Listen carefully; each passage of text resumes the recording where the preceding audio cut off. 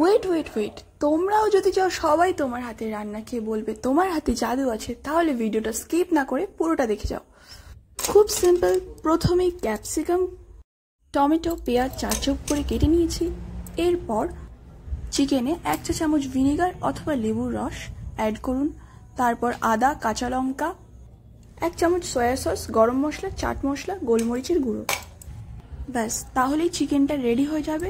এরপর সমস্ত উপকরণ দিয়ে চিকেনটা ভালো করে নেড়ে চেড়ে আধ ঘন্টা ফ্রিজে ম্যারিনেট করার জন্য রেখে দিলাম।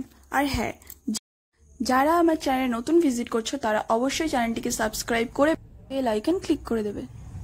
এরপর একটা কন্টেনারে 2 চামচ কর্নফ্লাওয়ার আর ডিমের সাদা অংশটা আমি আলাদা করে নিয়েছি। এরপরে দেখো কাশ্মীরি লঙ্কার গুঁড়ো এবং পরিমাণ মতো নুন, আর সেই যে ডিমটা আমি আলাদা করে রেখেছিলাম সেই ডিমটা দিয়ে ভালো করে ফেটিয়ে নিতে হবে। এটা ততক্ষণ ফেটাতে হবে যতক্ষণ না একদম সফট একটা ব্যাটার তৈরি হচ্ছে।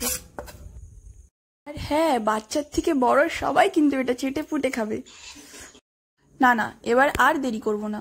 এবার আমি সব উপকরণ নিয়ে বসে গেছি সাটিগুলো রেডি করার জন্য। একটা আমি অলরেডি রেডি করে নিয়েছি। তো ফার্স্টেই আমি একটা ক্যাপসিকাম, তারপরে একটা পেঁয়াজ, তারপরে একটা টমেটো, আর তারপরে একটা চিকেন, তারপরে আবার আবার পেঁয়াজ, আবার টমেটো, আবার চিকেন, এভাবে প্রতিটা রেডি করে নিতে হবে। তো দেখতেই পাচ্ছ আমি এভাবে সবগুলো রেডি করে নিয়েছি।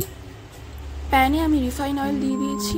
তো সেই ব্যাটারে স্টিকগুলো ভালো করে চুবিয়ে গরম তেলে ছেড়ে দেব, আর একদম লো ফ্লেমে এগুলো ভেজে নেব।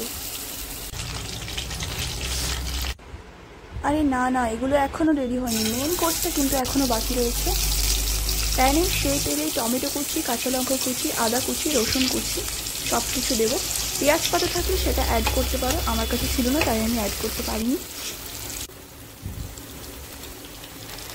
এরপর 2 চামচ সয়া সস, 3 চামচ পিসান কেচাপ, 2 চামচ রেড চিলি সস, 2 চামচ গ্রিন চিলি সস সব কিছু দিয়ে অবশেষে একটুখানি ব্ল্যাক পেপার পাউডার দিয়ে একটু লেবুর রস আর 1 চামচ চিনি দিয়ে ততক্ষণ রাখতে হবে যতক্ষণ না একটা সুন্দর স্মেল আসছে। এরপরে এই সাটিগুলো আমি দিয়ে দেব এবং ঢেকে 3 মিনিট পর্যন্ত রেখে দেব।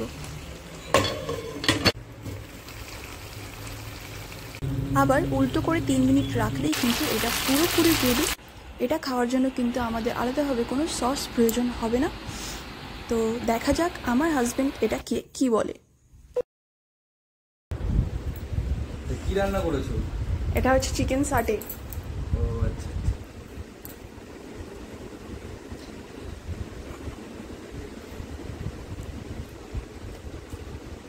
কেমন হচ্ছে?